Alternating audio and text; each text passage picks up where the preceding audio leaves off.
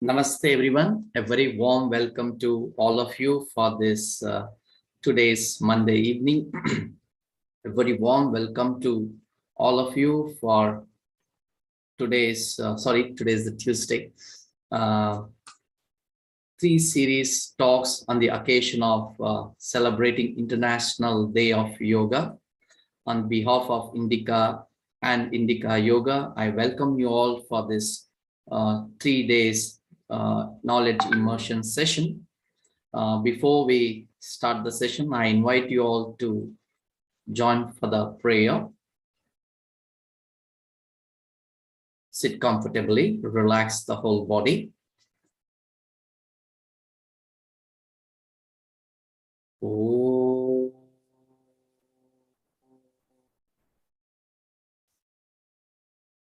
Asato ma sadkamaya tamaso ma jyotirgamaya mrityorma amrutangamaya.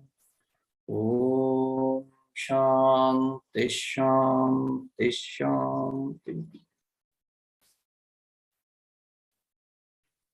Very warm welcome to all the participants who have just joined in.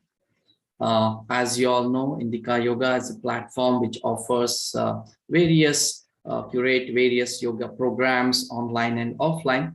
So today we are here on a very special occasion of observing the International Yoga Day. As today, the first series of the lecture is going to start from today. So we have with us a very knowledgeable person who will be sharing his thought on the Swami Vivekananda's life. Before that, I would like to invite our director, Dr. Vinay Chandra Banavati ji, who will be giving the opening remarks and invite our speaker for the day. Namaste Vinay ji, warm welcome to you.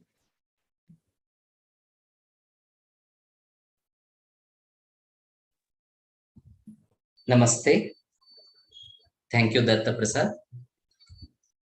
At the outset, I would like to welcome all our friends who have joined us on this 3-day celebration on the occasion of International Day of Yoga. This period has been a very special period for all of us who have been associated with Indica Yoga very closely. We have had a fantastic journey over last 2 years. In fact, in the first year, that is around 2 years ago, we started the Global Festival of Yoga from International Day of Yoga, and it went on for nearly 41 days. It was a great celebration which focused on wellness. Given the pandemic situation and the beginning of the pandemic situation, we had people joining us from across the world, and we had good participation. In fact, we had planned it for 30 days, but given the kind of response that we received, we extended it for another 10 days. So it was totally 41 days of celebration, which hosted about 112 sessions featuring more than 125 experts, teachers, artists, doctors, scientists, researchers, all those who have been associated closely with the field of yoga. And the teachers represented more than 25 different countries. So this was the festival we had about 2 years ago. And last year, again, it was a very difficult period. It was the period when second wave was at its peak in India. So we thought the focus must be on healing and well-being. So keeping this focus, healing, well-being, and wisdom, we ran the festival from 21st June up to 18 July, nearly for a 1-month period. And we also had great teachers, scholars, experts, and from different professionals joining us for this festival too. So both these events were great success. And this year we have now changed the format. Instead of going for a long duration festival, online festival, we have decided to have it a short one, which we intend to follow it up with a physical in-person festival sometime later in the year, which we'll be sharing soon. But before that, I would like to say Indica Yoga, as most of you would be aware, is a platform that focuses on the deeper spiritual and psychological aspects of yoga.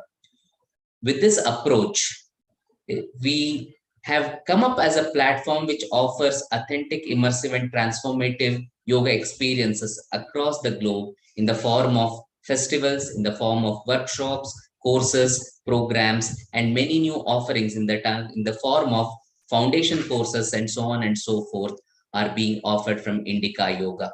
So in this line, we thought this year we will focus specifically on the theme called Yoga in Life. While many of us easily connect with the idea that yoga is something to do, you do an asana session for 1 hour, you do a pranayama session, you do a meditation session. Yes, all these are parts of yoga, but it appears like there's something about doing yoga. But a bigger question that needs exploration is, what is it, just doing yoga or being in yoga? If being in yoga is a possibility, then how do we explore it? How do we understand it? How do we bring it into practice? For this, we thought we'll look into the lives and teachings of three great masters who have blessed us in the recent times, starting with Swami Vivekananda, followed by Ramana Maharshi, and then Sri Aurobindo. These would be the three masters whom we will be looking into over the period of next 3 days, starting from today. And today we'll specifically focus on the life and message of Swami Vivekananda. How do we design our life so that it represents the practical implementation of yoga?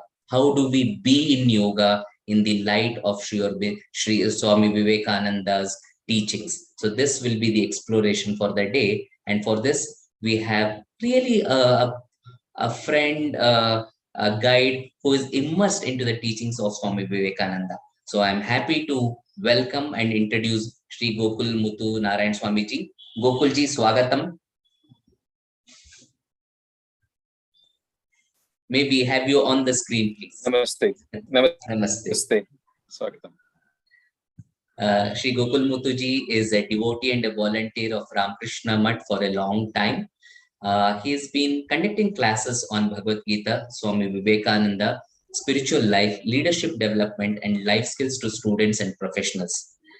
Being inspired by Swami Vivekananda from quite a young age, he founded the Vivekananda Study Circle at IIT Madras and followed it up by mentoring a group again in IISc in Bangalore. So he is deeply passionate about the teachings of Swami Vivekananda and dedicates his time to spread the message of Swami Vivekananda. His blog, Practical Philosophy, has several of his articles. Apart from this, in his professional life, he is the director of product development at a Bangalore-based company called iTron. He holds BTech in Electrical and Electronics Engineering from IIT Madras and Computer Science MSc from IISc Bangalore. And apart from this, he also holds a MA in Philosophy, Religion and Culture from Annamalai University, and he's currently pursuing a PhD from IIT Kharagpur in Biophysics. So this is a very brief introduction to Gokulmuthu ji. You will know much more about him as he speaks and shares his insights on Swami Vivekananda. So without taking much time, I request Gokulmuthu ji to lead us on this from this point onwards. If there are any questions, please feel free to type them down in the chat box or the Q&A box. They will be taken up at the end of the session. Thank you. Thank all the participants who have joined us from across the world, and now request Gokulji to lead us. To you, Gokulji. Namaste. Let me share my screen first.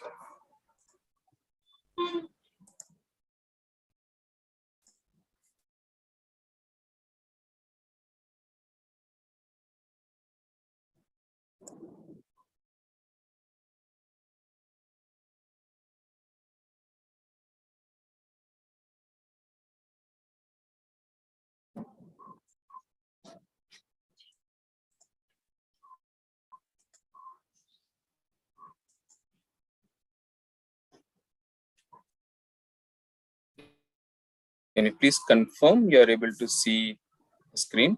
Yes, we can see your screen. Oh.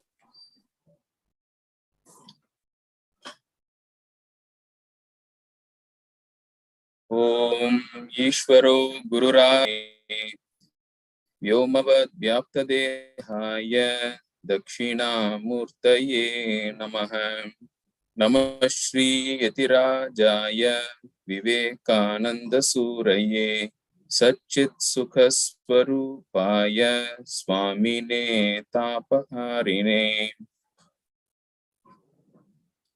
Good evening, all of you. So, welcome to the Festival of Yoga.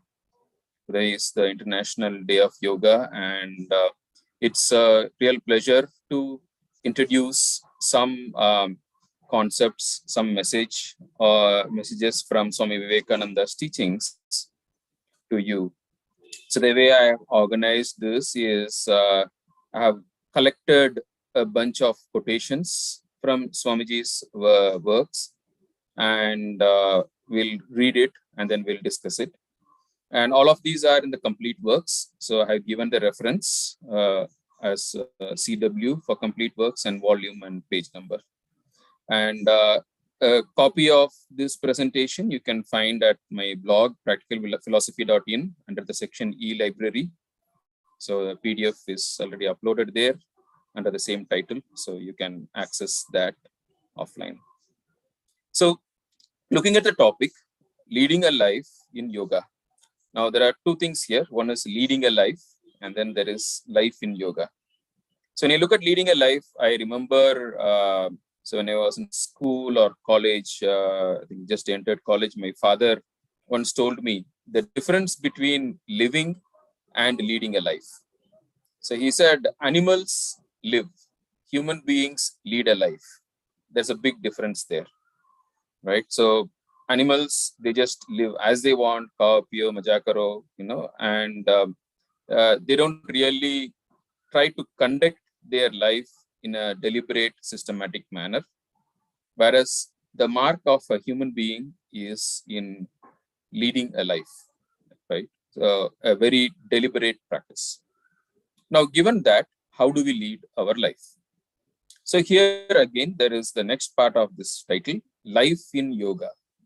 If you look at it, many people have yoga in life. Every day they spend an hour or so doing some yoga asanas or doing some puja, doing some meditation. Now that is having yoga in life. Now, what about the rest of the 23 hours, right?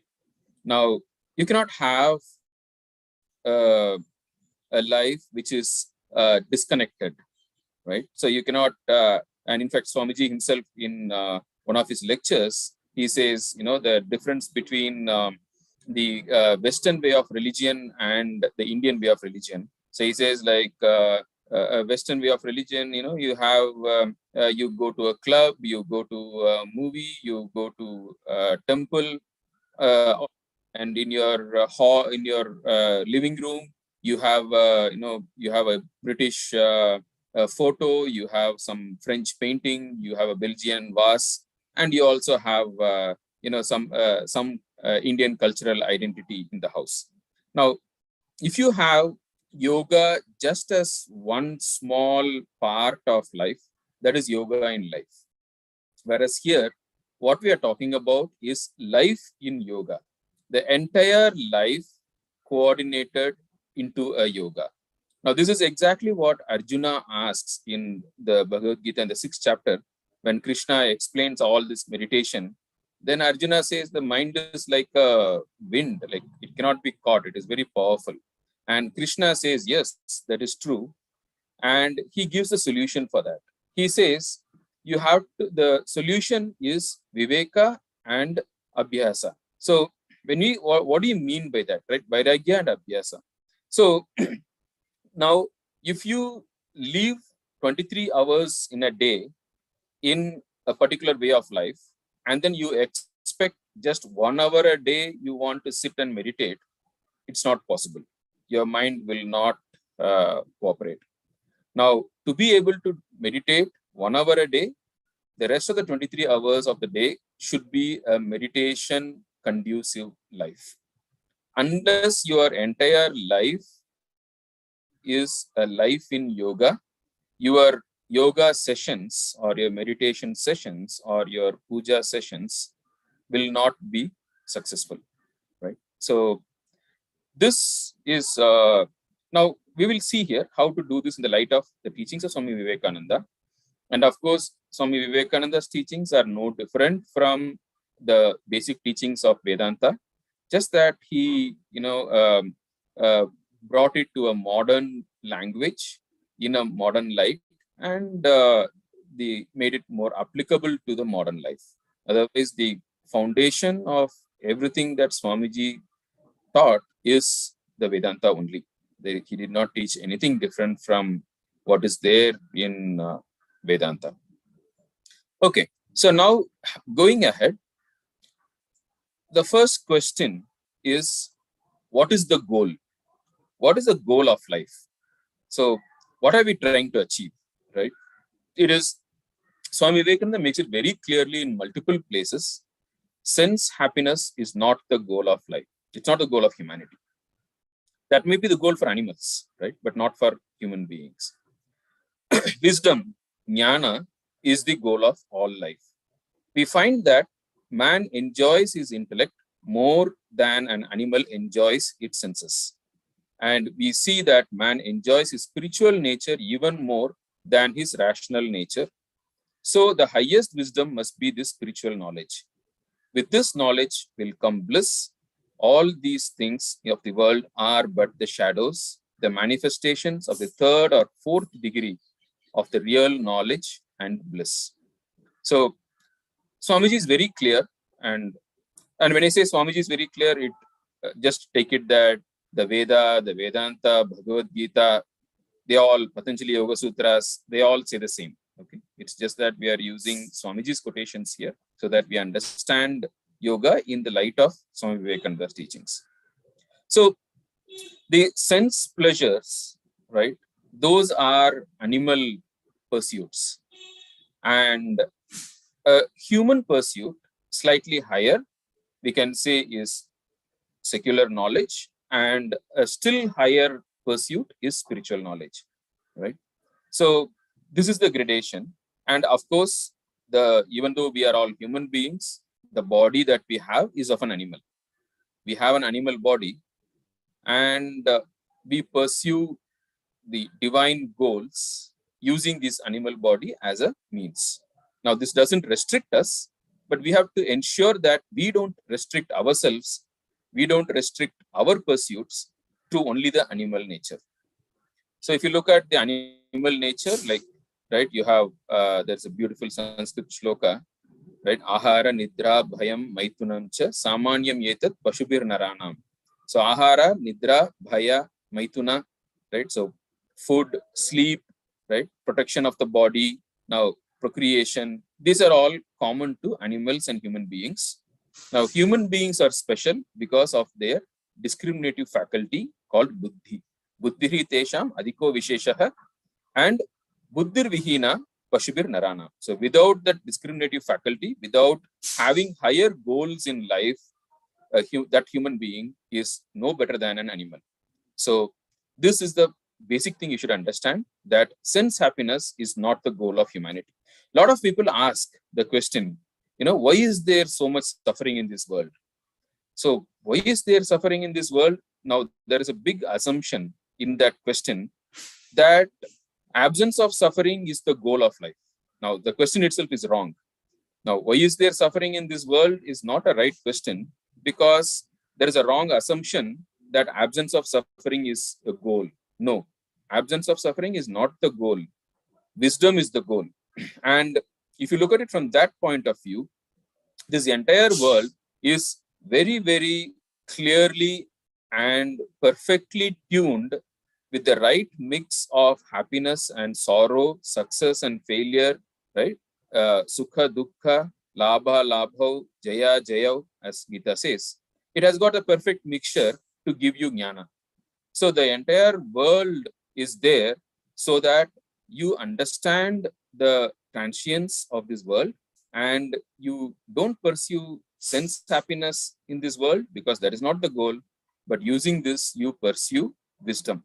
So wisdom is the goal.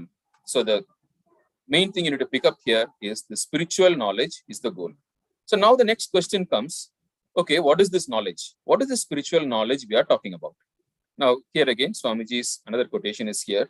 This, you all know about Panchakosha Viveka, right? The Tiri Upanishad talks about it. And man is not only a gross material body, not only that within this is the finer body, the mind, but there is something yet greater, for the body changes and so does the mind, and something beyond the Atman, the I. Now, he says, I cannot translate the word to you, for any translation will be wrong. That there is something beyond even this fine body, which is the Atman of man, which has neither beginning nor end, which knows not what death is. So when we say spiritual knowledge, it is very, very clear. Spiritual knowledge is knowledge about I, about the Atman, knowledge about our true nature. That is the spiritual knowledge, and that is the knowledge which is liberating. So what is the goal of life? Spiritual knowledge. Spiritual knowledge about what? About the Atman, right? Now, next, what is the way? Now, how do you get this spiritual knowledge? Swami is very clear here. The yogi teaches that the mind itself has a higher state of existence beyond reason, a super conscious state. And when the mind gets into that higher state, then this knowledge beyond reasoning comes to man. Metaphysical and transcendental knowledge comes to that man. This meditative state is the highest state of existence. So long as there is desire, no real happiness can come.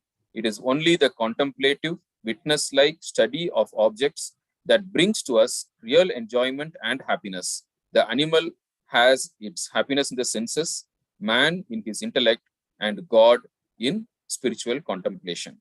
And we all should become God. Now, so this is very clear. The spiritual knowledge, the knowledge of Atman, can come only through spiritual contemplation. So meditation is an integral part of the spiritual life. Now you cannot have spiritual accomplishments without having a contemplation practice, right? It is very clear. So this is what Patanjali Yoga Sutra says, Chitta Vritti Nirodha, right? The superconscious state, which Swamiji talks about here, the Samadhi state, which is the goal of the Ashtanga Yoga. Now, that is the way, like, right? So Patanjali Yoga Sutra calls it Viveka Khyati, right? Like, so that is the way you are able to identify yourself with the Purusha, separate from the Prakriti, and thereby you establish your independence of yourself from everything in the world. And that is the way to freedom, right? So now when meditation is the way, now it is not, as I told you, you need a meditation conducive life to be able to do meditation. So now Swamiji talks about what is the preparation. How do you lead a meditation conducive life? You cannot sit and meditate for 24 hours a day, right? So you sit and meditate, let us say, for 1 or 2 hours a day. And what do you do in the rest of the time? Your time should be purifying your body and mind, right? It should be elevating. So that is where Swamiji gives the preparation. Our duty to others means helping others, doing good to the world.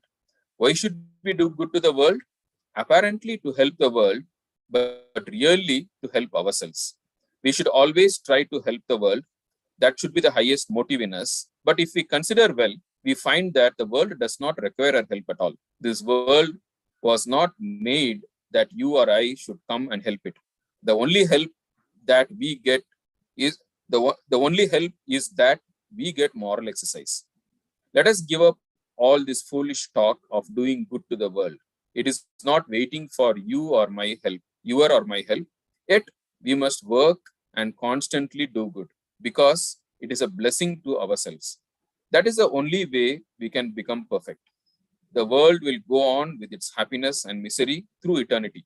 The world is a grand moral gymnasium wherein we all have to take exercise so as to become stronger and stronger spiritually, right?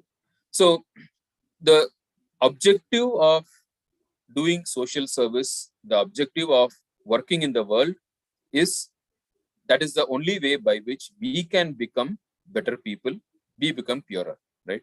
So even Bhagavad Gita, right, it says, Swakarmana tam abhyarchya siddhir vindati manavaha, right? The people will become perfect, right? So here Swamiji also says we can become perfect, right? So Gita uses the same word.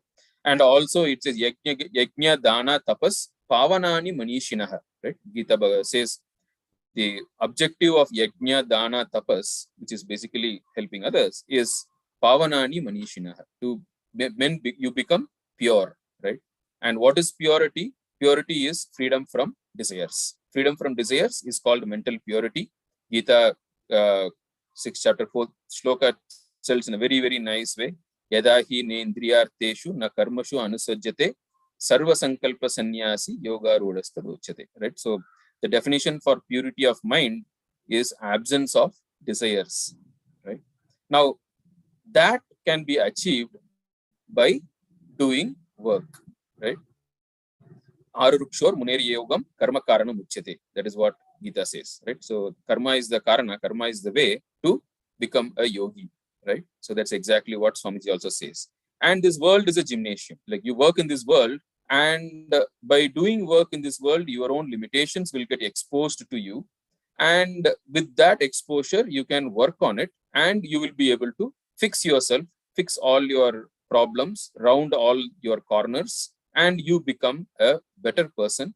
And being a better person, you will be able to meditate better. And being able to meditate, you will be able to see the truth. And being able to see the truth, you will become free. So that is the way. So that way, doing work in the world is a preparation for your meditation. So this is a part of the spiritual life, and helping others is an integral part of spiritual life. You cannot have a spiritual life without serving others. And here, helping others basically means, everything. Members, helping, doing work in your office, your profession, social service, right? Being a good neighbors, being good family members, being good citizens, everything is helping others, right? So helping others is the way to spiritual life, and it's it's an integral part of spiritual life. And when we say we are going to help others, what should be the attitude to help others? Here again, Swamiji says, you cannot help anyone, you can only serve. Serve the children of the Lord, serve the Lord himself, if you have the privilege. If the Lord grants you that you can help any one of his children, blessed you are. Do not think too much of yourselves. Blessed you are that privilege was given to you when others had it not. Do it only as a worship. After so much austerities, I have understood this as the real truth. God is present in every jiva. There is no other God besides that. Who serves jiva serves God indeed. Right? So this entire universe is the Vishwarupa Ishvara, the Lord alone who has become this world. Right? Vishnu Sahasranama, the first Nama says Vishwam, right? Vishwam, Vishnu Vashatkaram. So the first Nama is Vishwam. And that is what we mean by Pada Sevana. Pada means part. So when we say Pada Sevana, Vishnu Pada Sevana, it basically means you serve the world as a part of God. Right? Even Purusha Sukta says this world is 1/4 part of God. Right? So everywhere you can see, and the jiva that you see is God himself. Right? And Krishna also says it in the Gita. Right? He says like it is a part of him. Right? Mamaivamsho jiva loke jiva bhuta sanatanaha. That's what Krishna says in the 15th chapter. Mamaiva amsho, mamaiva amsaha, jiva loke, jiva bhuta sanatanaha. Right? So the jivas in this world are my eternal parts. That's what the Lord says. Right? So serving the jivas is serving God. And in fact, Swami Vivekananda here goes one more step and says, there is no other God besides that. What a bold statement, right? God is present in every jiva. There is no other God besides that. That's a categorical statement that Swamiji says here. And this is the same attitude of, of the Sanatana Dharma, that we don't consider God as separate from this world and the jivas. It is God alone who has manifested in this universe as the jivas. And we serve the Lord in the form of the jivas. So that is the way you work in this world. And Swamiji calls it Shiva Jnane Jiva Shiva. Knowing the jiva as Shiva, you serve Shiva in the form of the jiva. So that is the attitude that you need. And Swamiji has a special place for India in this whole universe, in this whole world, in the earth. And he says each race has a peculiar mission to fulfill in the life of the world. Each race has to make its own result to fulfill its own mission. Political greatness or military power is never the mission of our race. It never was, and mark my words, it will never be.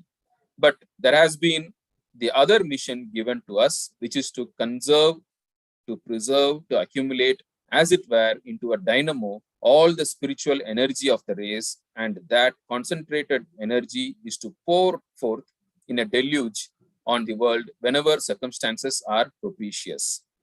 On the International Yoga Day, we see that this is the time which is propitious. The circumstances are propitious now, and India is leading the world and teaching the world with this great gift of yoga. And India is fulfilling its promise as the Vishwa Guru.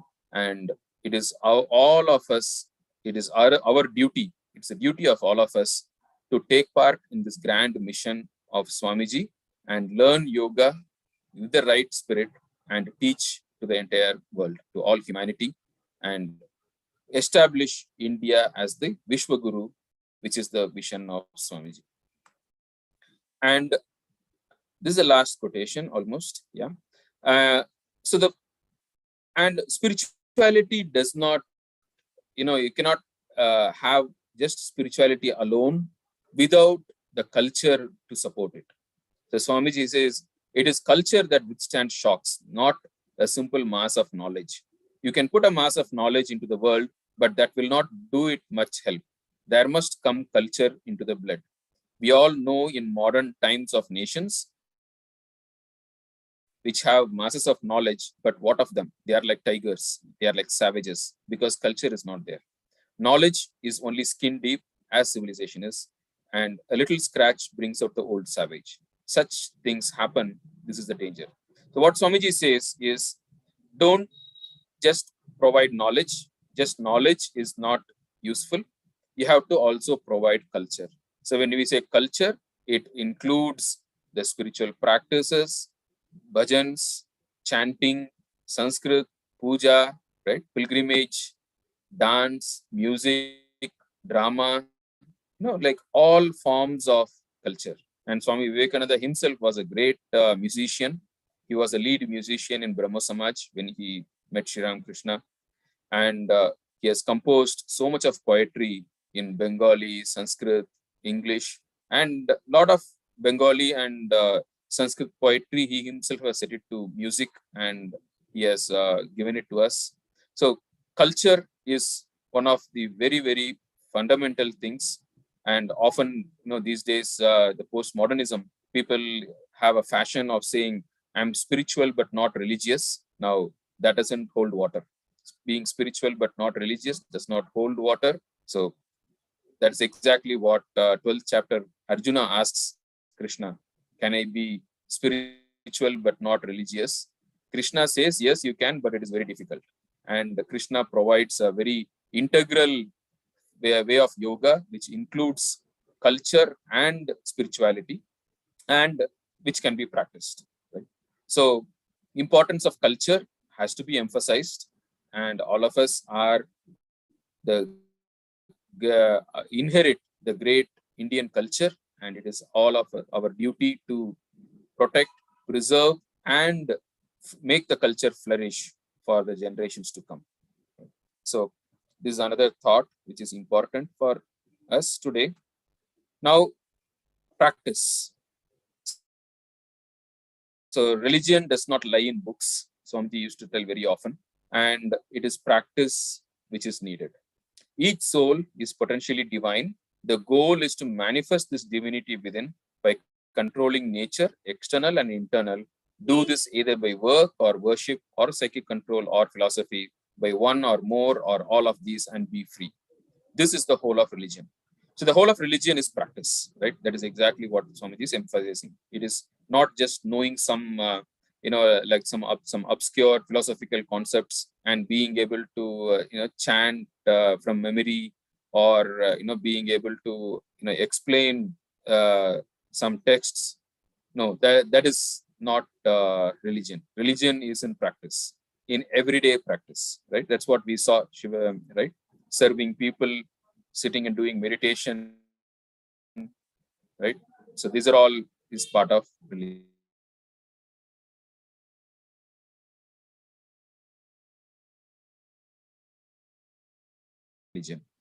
And he says, my words in their true spirit and apply yourself to the work in their light. I have given you enough advice. Now of the scriptures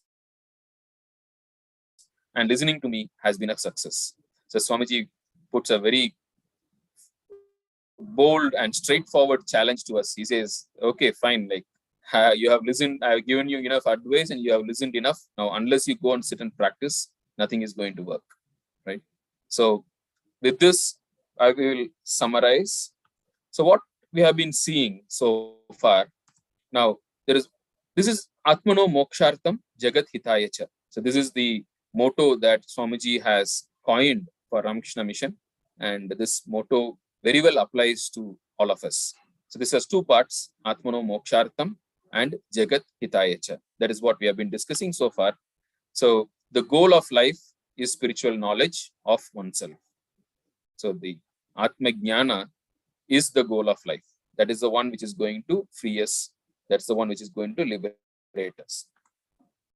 And what is the way? Meditation is the way to spiritual knowledge, right? And helping people in the world is the preparation, right? So this is the summary of Atmano Mokshartam Jagat Hitayacha. This is what we saw in different quotations of Swamiji, right? And Gita also talks about the same thing, right? So it says, Etu sarvani karmani mayi sanyasya matparaha ananye naiva yogena mam dhyayanta upasate.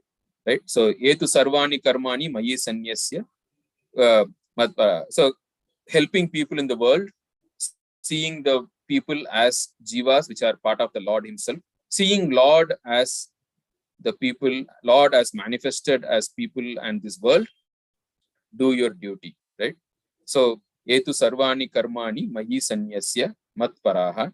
Then, ananye naiva yogena mam dhyayanta upasate. And then meditation, right? Ananye naiva yogena mam dhyayanta upasate. Meditate. When you do this, what happens? He says, Tesham aham samudharta mrityu samsara sagarat. I will pull you out of this, I'll give you the knowledge and I will pull you out of this samsara sagara. So this is exactly like the 12th chapter, 6th and 7th slokas is what Swamiji has condensed into Atmano Mokshartam Jagat Hitayacha. And Shivajnane Jiva Sheva, as I told you, people are living manifestations of God, and serving people is the way to serve God. This is another very, very important teaching of Swamiji. Of course, this is the teaching of the Gita, this is the teaching of the Veda, and Swamiji emphasized this a lot. Now, if you look at this, so you have everything. You have Karma Yoga, helping people. You have Dhyana Yoga, meditation. You have Jnana Yoga, spiritual knowledge. And you have Bhakti Yoga, serving God, right? And of course, Swamiji's emphasis on Bhakti Yoga is more of Vishwarupa Ishvara Bhakti, where you serve the jivas as the Lord. Now, of course, Swamiji, this is what Swamiji emphasized that everyone should follow, because he said the Eka Rupa Ishvara Bhakti is fraught with a lot of dangers. A lot of people are not prepared for Bhakti, that kind of a Bhakti. So he always emphasized on Vishwarupa Ishvara Bhakti. And in fact, like Swami Vivekananda himself, he is a great bhakta of Shiva, and often people found him, repeating the name of Shiva under his breath. Like, even both in India and abroad, wherever he went, people always saw that like he was repeating Shiva, Shiva, even very frequently. And he was such a great, such a emotional devotee of Shiva. When he went to Amarnath, uh, he went, and the moment he saw the Shivalinga of Amarnath, he became so emotional that the blood vessels in his eyes burst, and he had a mild heart attack, and he collapsed, and he had to be carried down back. Now that is the level of emotion that he has. That is a devotion. That is the, people, we become proud if our hairs stand on its end when we repeat the name of the Lord, or when we see the murti. But then Swami Vivekananda's bhakti is, several times more. Like, the blood vessels in his eyes burst because of the sudden upsurge of emotion when he saw Amarnath Shiva. So that is the level of bhakti that he goes to. And of course, for general public, he always promoted Vishwarupa Ishvara Bhakti, and he of course he also recommended Murti Puja and Kirtana, and like all the Archana, Kirtana, Vandya, like all the standard things as a preparations. But what is more important is Shiva Jnane Jiva Shiva. That was his main teaching. So make your whole life as practical Vedanta. So here the name he gives is practical Vedanta. By practical Vedanta, what he means is yoga, right? So if you see the colophon in Bhagavad Gita, after every chapter, he say like Brahma Vidyayam Yoga Shastre, right? So the Vedanta and yoga, like one is the theory part and another one is the practical part, and they go always hand in hand, right? So one is the theory for the other, and the other one is the practice for the theory. So the theory and practice, Vedanta and yoga, they always go hand in hand, and Swamiji always emphasized on practical Vedanta, which is what is yoga in life. Now, yeah, so for further reading, so practicalphilosophy.in is my blog where you can find articles, and in particular relevant to today's talk is these 3 articles which you can read there. So Vivekananda's call to the youth of India, which is selections from his talks in India, his lectures in India. And then gist of Vedanta in 2 words is how in 2 words we all know arise awake, right? The arise awake, which is Uttishtata Jagrata, which is from Kathopanishad, which Swami Vivekananda used to emphasize a lot. Now that 2 words, Uttishtata Jagrata, arise awake, actually gives the entire gist of Vedanta. So that is explained in one of these articles. And then there's an FAQ on Vivekananda, which over the period of time, like a lot of people have asked me a lot of questions on Vivekananda. I've kind of put them together and into an FAQ, which you might be very benefited with. Yep. So, and the complete works you can read in that quotations courtesy I've given here, ramakrishnavivekananda.info. You can find the entire complete works of Swami Vivekananda, his life and Gospel of Sri Ramakrishna, and then Ramakrishna Mission literature is available in that. You can access it and you can get benefited. Thank you. I'll stop here, and if there are questions, we can take. Thank you, Gokulji, for that very systematic presentation on thoughts of Swami Vivekananda. Before I take up those questions that we have, could I request you to share a few anecdotes from his life, which really brings about life in yoga is not just a thought, but a practical philosophy. He coined that word, but I'm sure it was always effusing from his life too. So could you share a few instances or anecdotes that you feel appropriate for this situation? Yes. Yeah. So as we said, like yoga is basically about not identifying yourself with your body and mind, right?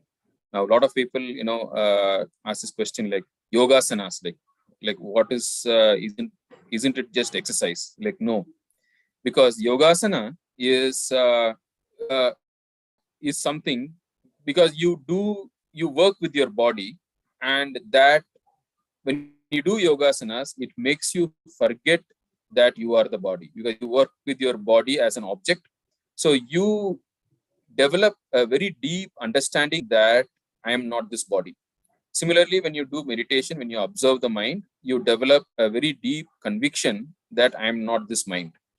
Now, getting this conviction that I am not this body, I am not this mind, is the core of yoga. Right? Getting a practical conviction that I am not this body, I am not this mind. And Swami Vivekananda, he was a born Siddha, and when he was a child, he and his friends, they used to play, and one of their games was meditation. Now, the Swamiji was the leader, and he used to say, "Okay, come on, let us all play the game of meditation." The game of meditation is like, all of you sit and straight and close your eyes, and whoever moves first is the loser, and whoever can stay with the eyes closed for longest amount of time, he is the winner. Like that was the game which he used to play. And so one day when they were playing, and obviously, like, all the others used to get agitated, disturbed, and distracted, and they used to get up and move away after some time. And Swamiji used to continue to sit.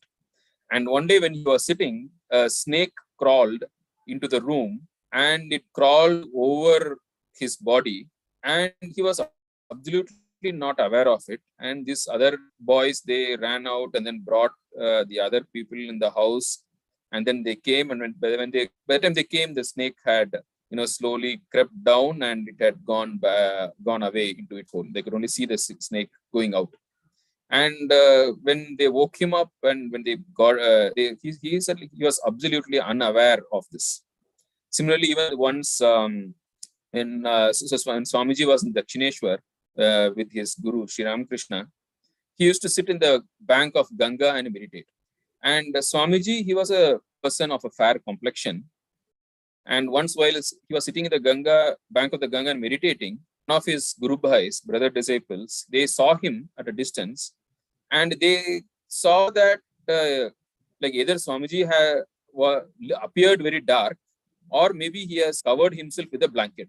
So to see what is happening, they went near, and what they saw was Swamiji's entire body, his back, entire body was covered with mosquitoes. So much of mosquitoes were sitting on his back and sucking blood that it looked like a blanket from far. And Swamiji was absolutely, oblivious to that. So that was his nature. And in US once, when he was staying with a guest, and so when he was going across, there was a big, a full-size mirror in the room, and he was walking in the room, and whenever he crossed the mirror, he looked into the mirror, and then he walked, and then when he crossed again, he again looked into the mirror, and this lady, she was observing it, and then she asked, Swamiji, like, you are a sannyasi, and do you also look into the mirror? What are you seeing? And Swamiji said, sister, does this happen to you also? Whenever I don't look at a mirror, I don't even know how I look like. I'm not absolutely not aware. And whenever I look into the mirror, to me, it looks as if it is some stranger. Is this how, and it is really surprising to me if this is how I look. That was Swamiji's state of mind, and normal state of mind. He is absolutely oblivious of his own form, even while being around, right? So that is the living in yoga, right? Like, he is absolutely unaware of his body, even under normal circumstances, right? In fact, I remember the Gita shloka, Utkramantam sthitam vapi bhunjanam va gunanvita. Like, Gita says, Utkramantam sthitam vapi, like, It says like not only when one body dies and the jiva travels to take another body, even while residing in the body, the jiva is independent of the body. So utkramantam, so while transitioning from one body to another body, utkramantam sthitam va api, or even while staying. So basically what Krishna says is, we are all ghosts, just that we are occupying this body. Whether you are occupying the body or whether you are not occupying any body, you are still a spiritual being only. So this concept of self-identity as a spiritual being and not as a physical being is the first teaching of yoga, I would say. And that is yoga in life. And there are a lot of incidents of Swamiji which reflect how he was always in a different plane, as it were.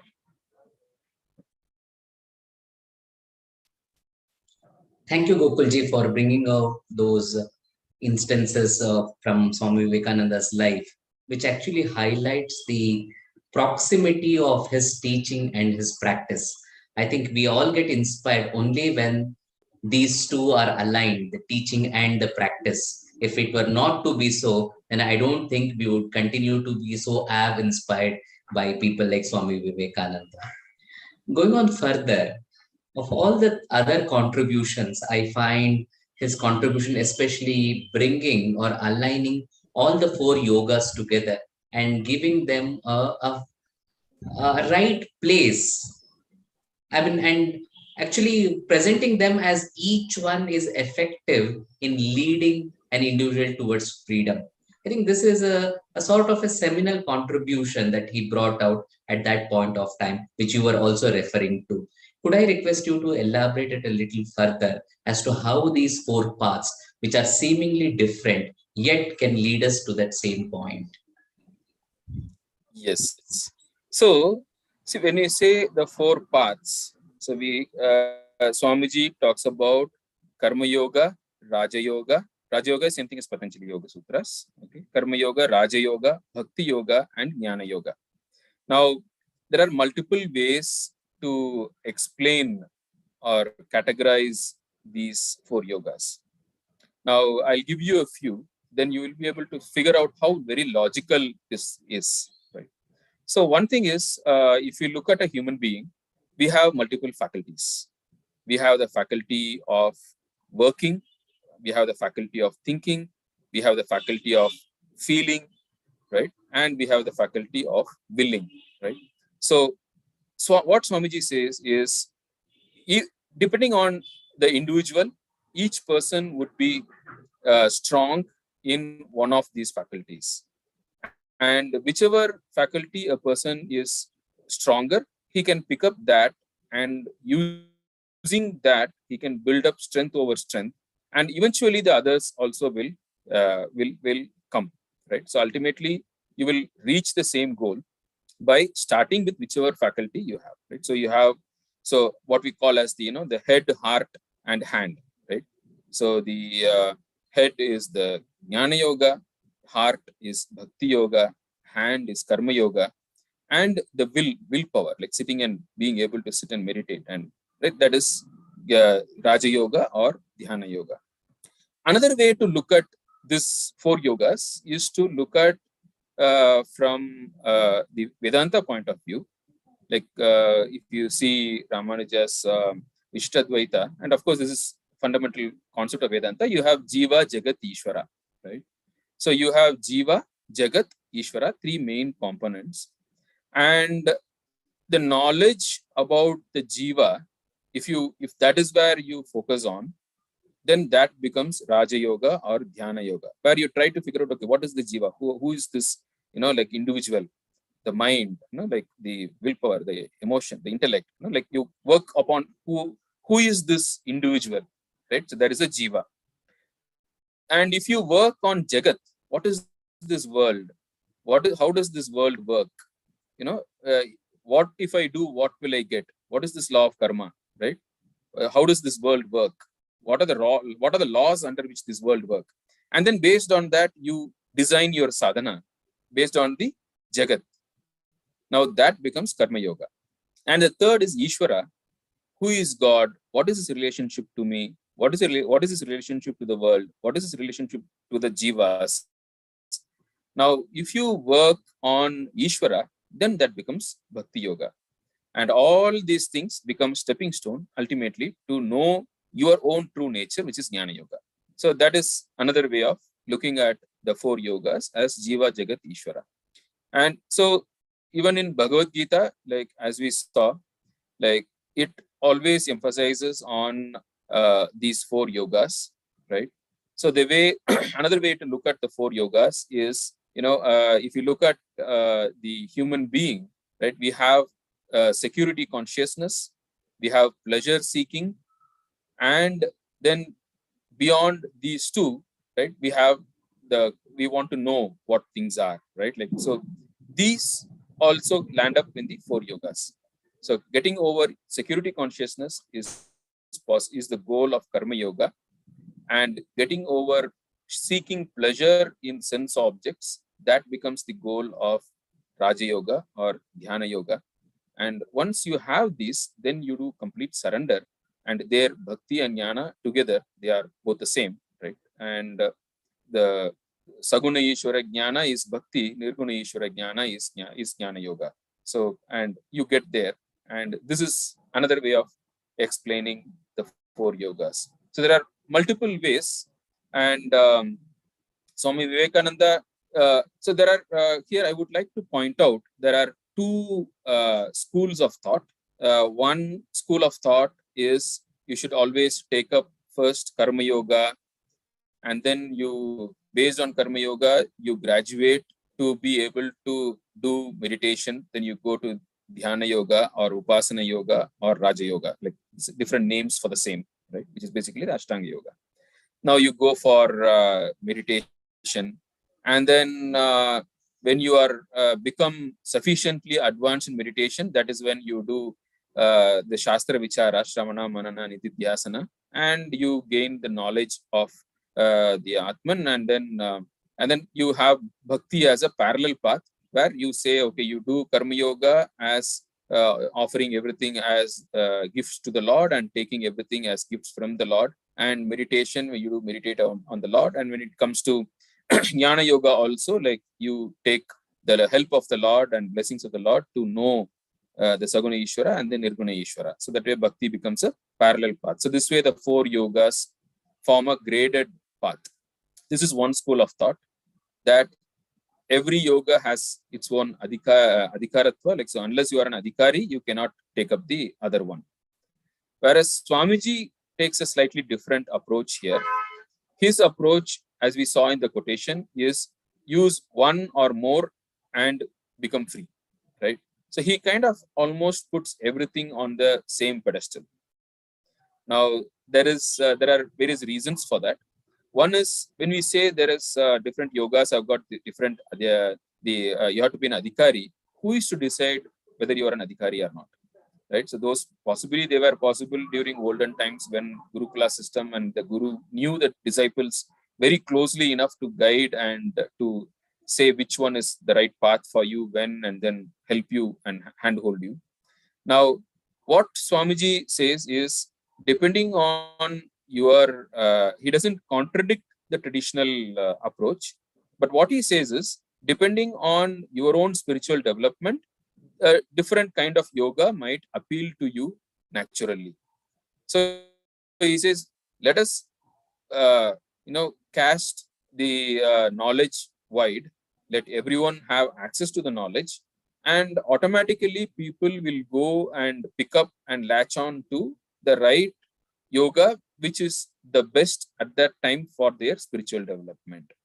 So make Raja Yoga, Bhakti Yoga, Jnana Yoga, Karma Yoga, everything available to everyone, and let people get exposed to all of them, and whatever appeals to them the most, let them take it up and let them pursue their spiritual development based on that. And at any point of time, they feel, like, okay, I want to pick up something else, let them go. So that is Swamiji's approach, where he kind of puts all of them on the same pedestal. So these are the two. There's a traditional approach and Swami Vivekananda's approach. This is one of the common questions which I get. So I thought I'll answer this upfront. Yeah. Thank you, Gopalji, for clarifying that aspect. I'll move on to the questions that have come from our friends. Shri Muditji is asking, I think this would be a common question that you would again come across from all your presentations. My question is, despite having such a wise philosophy and thoughtful culture, why is the reality of the land so different? Because you were also mentioning about the Vishwa Guru aspiration for India and the promise that it holds, and the high philosophy on one side, and certain stark realities as we encounter them today. So, how do we reconcile this? Is it part of a process, or are they in completely different directions? Maybe some light would be helpful here. Yeah. So, yeah, Swamiji has answered this. So, all development goes in stages: tamas to rajas to sattva. Now, because of the several centuries of slavery and degradation and all that, we can say that India was at the lowest around the time of the freedom struggle. Like, that was the lowest point at which India was materially and in terms of self-confidence and all that. And so a race which has been materially deprived for centuries now is the time when most of the people are getting to enjoy some trinklets of luxuries, some stability, something in their life. And so, like, this is a time when the most of the people are yet to develop and become awake to higher possibilities of life. Now, so when we see the I wouldn't say the degraded state of a lot of people, right? I don't want to brand saying majority or anything, because that would be a disservice to this country. I would say, like, there are a lot of people who are in a degraded state, who think moral values are not needed, so now that is a passing phase, I would say. And those jivas, they have to go through their lot, and when they develop further, then they will get over from that state, and they will start appreciating dharma, and then they will start appreciating higher values of life, and it's a part of the growth. Now, what do we need to do? Now, I assume that we who have got exposed to Swami Vivekananda's thoughts, Ramana Maharshi, Aurobindo's thoughts, and various Mahatmas who have been in this world, in this country, and who, lucky few of us, who have got touch with several spiritual traditions of this country, I think we are in a better position in terms of knowledge about dharma and the importance of dharma. Now, what should we do is one of the questions. So the first thing what we learn from Swamiji is, don't condemn. Don't condemn people, right? Now, suppose if one of a member of our own family has got a physical deformity, like is a cripple or has some, like is blind or deaf or mentally, underdeveloped, would we condemn them? No, right? So so he says we are all brothers. So first thing is, consider all Indians as brothers. Now, don't condemn, and accept them as they are, and then see how we can get them up from wherever they are. So that is the first step.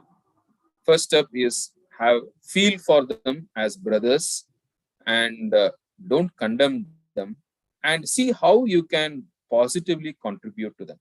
So that is the first thing. Now, next comes, okay, fine, but that person is not willing to listen to any of these. And as I said, like, and as Swamiji says, they might not be ready for it. Now, what do we do? And that is where Swamiji says, first bring culture. Culture is what has to be brought first. Spirituality can come later. So expose people to culture. So, our classical and even people might not be even ready for classical music or classical dance, and slowly like introduce them to, maybe initially they might go for only Rajasic music and Rajasic forms of art, which is okay, right? And then refine them into more sattvic art forms. And so introducing culture is the step. And another thing which Swamiji says is, what is important is faith in the power of goodness. Swamiji emphasizes this aspect in a lot of places, where he says faith in the power of goodness is very, very important for a society to come up. And today, much of the evils in our society is because the lack of faith in the power of goodness, lack of the faith in the law of karma, that if you do good, you will get good. If you do bad, you will get bad. Simple law of karma. There is no faith in that. So faith in the power of goodness is the one which needs to be first emphasized. Now, again, how do we do it practically? That is where, again, Swamiji emphasizes, we need the Kshatriya will, like the Kshatriya power, which has to be prevalent. And of course, Vaishya power also. Swamiji was a great supporter of business and enterprise. And so from Swamiji, what we learn is that we need a lot of rich, successful, sattvic, dharmic people. Because unfortunately, due to the first few years of our independence, because of the socialist mindset, both in India and across the world, there is a wrong idea that to be rich is a crime. There is a wrong idea that a person cannot be rich unless he is cheating others. Now, that we need to fix it first. We need people who are rich, who are prosperous, and who are dharmic, right? And today, the situation in India is that there is ample opportunity for good people, dharmic people, to become prosperous. And I remember Sri Aurobindo's talk when he was arrested in the Alipur bomb case. At the time, he was as principal of the school, of the college, and he gave a parting speech to the students and faculty of the college when he was going to the prison. So it's a very beautiful speech. In that he says, I want all of you to become rich, because it is only by you becoming rich, India can become rich. I want all of you to become famous, because it is only by you becoming famous, India can hold her head high in the community of nations. And that is exactly which is also pushed and promoted by Swamiji.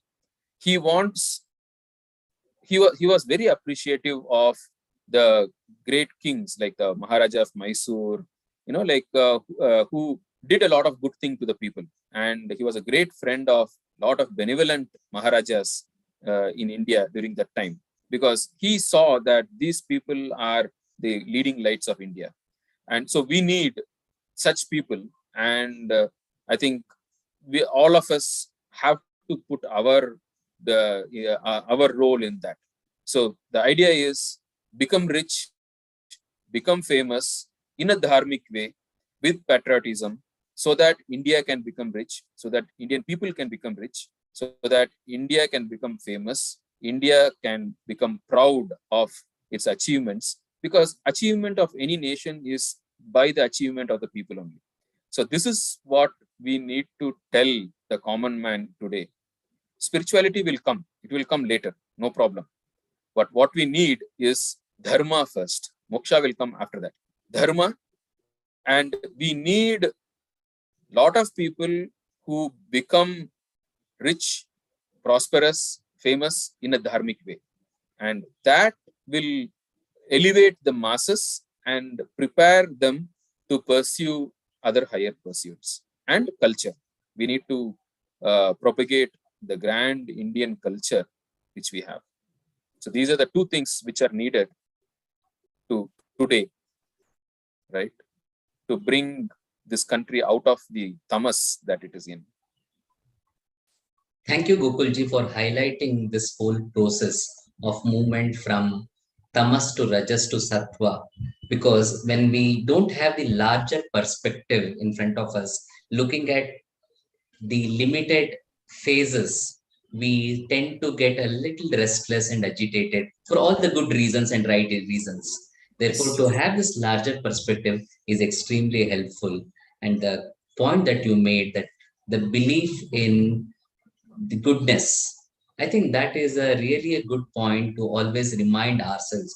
A firm belief in the action and outcome of goodness is what we need to really connect with, which is beautifully laid out in the theories of karma, so on and so forth. So with this, we come to the last question of the session. It is from Raghavanji, who has been a regular attendee and follower of various events of Indica Yoga. This is in connection with the ideas that you mentioned about religion and spirituality. Like it seems to be a common place today to understand they are completely two different things. By bringing in religion, we are complicating things. Or if religion gets intertwined with spirituality, where does yoga stand?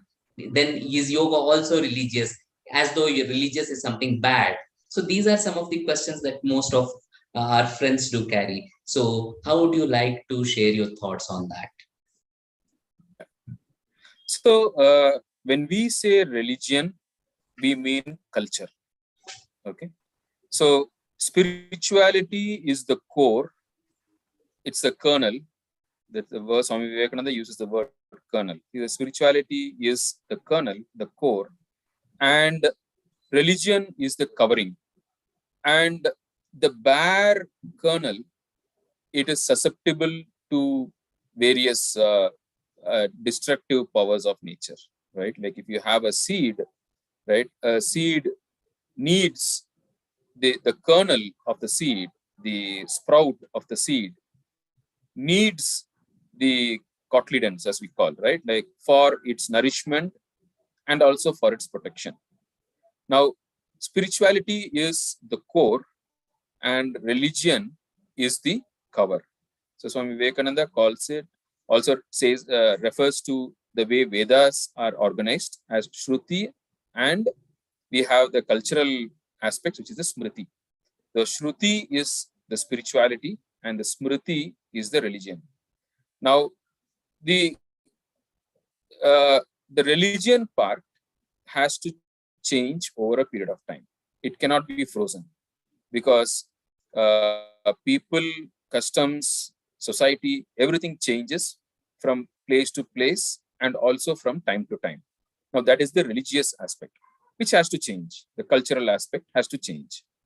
Now the spiritual aspect is something which is constant, right? So if you look at it, Satyam Vada, Dharmam Chara, right? This is the spiritual aspect, which will never change. Speak the truth, right? And love other living beings, right? Satya, Ahimsa, Brahmacharya, Asteya, Aparigraha, right? Shaucha, Santosha, Swadhyaya. Now, these are all spirituality. These will never change. These are all, this is the core, right? But then we cannot just stick to the core and remove all the cultural aspects, because it is the strength comes from the culture. Because all said and done, right, we have the truth has to be enveloped with the mind, and a sattvic mind is needed to be able to nurture the truth. And when we say culture, the sattvic mind is the repository of the culture, right? And that is what is meant by religion. So when we say religion, it basically means that, right? So, and psychologically, if you look at it, right, you need a integral approach, right? Like we have all the CBT, if you are familiar, like cognitive behavioral therapy, and also we have this NLP, right? Neuro linguistic programming. If you look at all these psychology, the aspects, like all these techniques, they kind of combine physical action, verbal action, and then thought patterns to be able to imbibe a particular culture or a behavior, right? A particular value or a behavior can be imbibed by combining multiple layers of our personality. And that is exactly what is meant by religion. So just by, let us say, for example, we want to develop vinayata, like humility, like, or humbleness. Now, how do you develop humility? Humility is a spiritual quality. Now, I need to develop humility. How do I develop humility? Now we say, okay, bow down before God, bow down before elders, Devat Vijay Guru Prajna Pujanam, right? Gita says. So bow down before God, before elders, right? Before knowledgeable people. And that way you will develop humility. Now that is the religious part. The act of bowing down is the religious part, right? And we human beings we need such rituals. These are all what's called rituals, right? When you say religion, religion is basically about rituals. Now, we need rituals because that is the way human mind is designed, right? Now, when we met today, when we started, we did namaste. That's a ritual, right? And like when a boy falls in love with a girl, like he gives a rose. That's a ritual, right? And when you are parting, you say bye bye. Now, waving hands is a ritual, right? And if you go to any sports day, or if you watch the Olympics inaugural ceremony, it's all ritual or ritual only, right? All rituals, right? And even if you look at Republic Day ceremonies, it's all rituals. Like when you want to hoist a flag, you can you don't walk straight across the field. Like you walk straight there, and then you attention, and then you do a salute, you turn right angle, you walk again this way. Like these are all rituals, right? Saluting a flag is a ritual, right? Now, our human mind is designed that way. It depends on rituals. We need rituals to be able to express and strengthen our emotions. And that rituals, depending on the situation, the rituals will differ, right? And depending on the context, the rituals can be different. That in one culture, maybe the way you welcome someone is to hug. And in another culture, maybe you do namaste. In another culture, you may shake hands. These are all rituals. And these rituals will become different. And the rituals are needed, because otherwise, how do you express your happiness at welcoming someone, right? You need a ritual for that. Without ritual, you cannot express. So rituals are needed. So this is one aspect of religion. The other aspect is narratives, stories, right?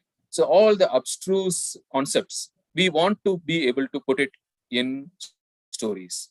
And as you observed, even Vinay ji, right? Vinay Chandra ji, when I explained these concepts, he said, like, can you please tell me some anecdotes from Swamiji's life which exemplify these concepts? Now, that is religion, right? Now, here, because we are talking about Swamiji, we take anecdotes from Swamiji's life. And if it is about Gita, we may take examples from Bhagavatam, right? Then it becomes religion, right? So every concept, to be able to absorb it, we need stories, we need anecdotes, we need incidents. And these form the content of religion. Now, if you say like, why can't I be spiritual and not religious? Like, the simple answer is, like, unless you are mentally, psychologically, you are a very, very, very, very strong person, it is not possible. For a normal person, the human mind is designed with stories, with rituals, and that is the way to absorb any values or any concepts. So it is just the way the human mind is designed. So we are religious people, and that's exactly what Arjuna asks in the 12th chapter. Arjuna asks, like, can I be spiritual but not religious? Krishna says, klesho dikatarastesham avyaktam paryupasate. Right? He says it's very difficult, right? And he says, for people people who have got lot of attachment to their own bodies and minds, he says it is impossible. Unless you have you have got away from the idea that you have a body and mind, and unless you have an idea that you are already a spiritual entity, it is not possible for you to pursue spirituality without religion. As long as you even have an iota of an idea that you have a body, you have a mind, leave alone people have, I am the body, I am the mind. That is still more worse. Like, even if you say, I am not this body, I am not this mind, but still if you think I have this body, I have this mind, still you need religion. Because religion is the way to work with this body and mind towards spirituality. I hope that answers your question. Thank you, Gokulji, for exploring this complex and yet delicate relationship between yoga, spirituality, and religion. In fact, when Gokulji was mentioning about religion, at no point it meant that yoga is not to be followed by people of other religion. It's very evident that yoga allows us that kind of grounding in whichever practice that we come from.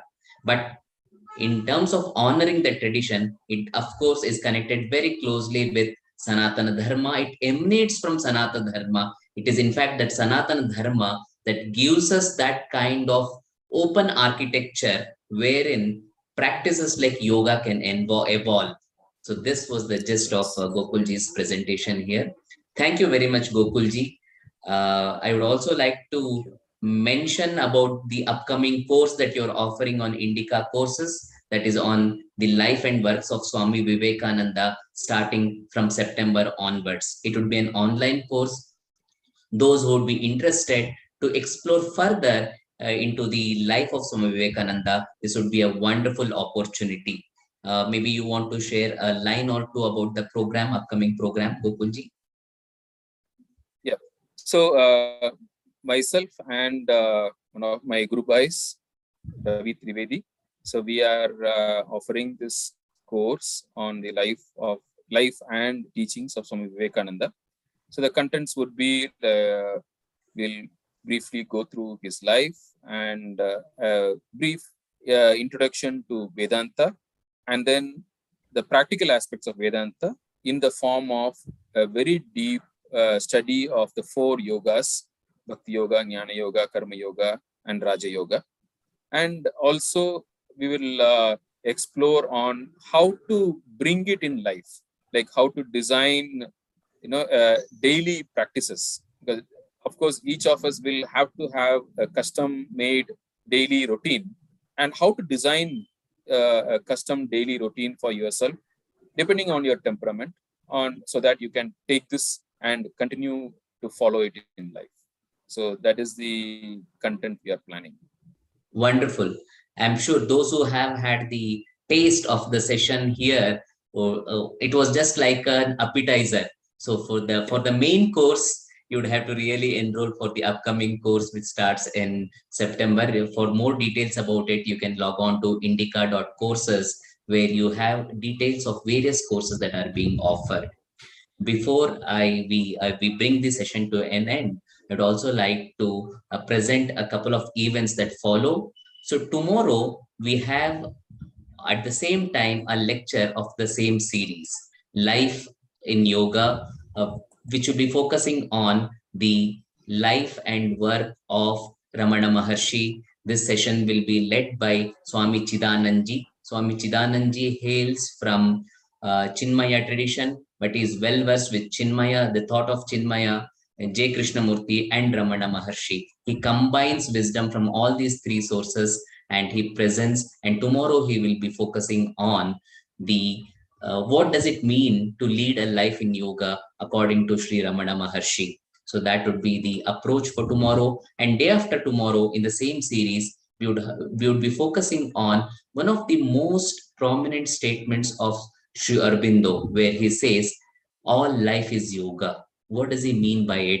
What does he understand? What is the relationship shared between life and yoga? This, of course, I'll be exploring in this session on the as a part of the same series called Life in Yoga. We request all of you to join for all these sessions and continue this journey.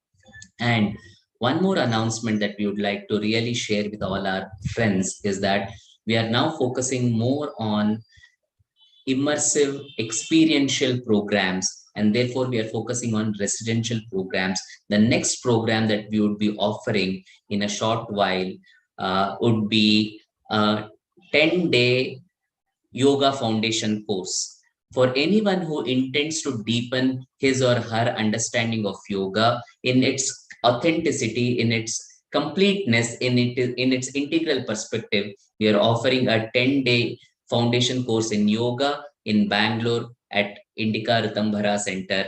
So the details can be found on our website. You might please want to visit and know the details of this program. This will be a regular offering once in a few months on behalf of Indica Yoga. So this would be a nice opportunity to deepen for all those who have had some sort of taste of yoga and who have been touched by yoga. I think this would be a great opportunity to connect and deepen your understanding and experience of yoga. And one more program that is coming up would be a meditation practice guided by Akanksha Damini Doshi ji. In the tradition, we have something called Pancha Mahayajnas, where we express our gratitude to different sources. So each one of these, this is actually what Gokulji was explaining as is a ritual. But these rituals are also now converted into meditations, and this is a 5-fold gratitude meditation that is being led by Akanksha ji on the 1st of July between 6:30 to 8 p.m. And again, it's an open and free session. And all that we need is an open heart, an open mind, and a sincere will to be part of this offering. So with this, we would like to bring the session of the day to close with gratitude to all of you who have joined us from different parts of the world, and also gratitude to Sri Gokulji, Gokulmuthu ji, for joining and sharing his insights into the life of Swami Vivekananda. Thank you, Gokulji. Namaste. Thank you. Namaste. And we'll bring the session to the close with a Shanti mantra. Om Sarve Bhavantu Sukhinah, Sarve Santu Niramayah, Sarve Bhadrani Pashyantu, Ma Kaschid Dukkha Bhag Bhaved. Om Shanti Shanti Shanti.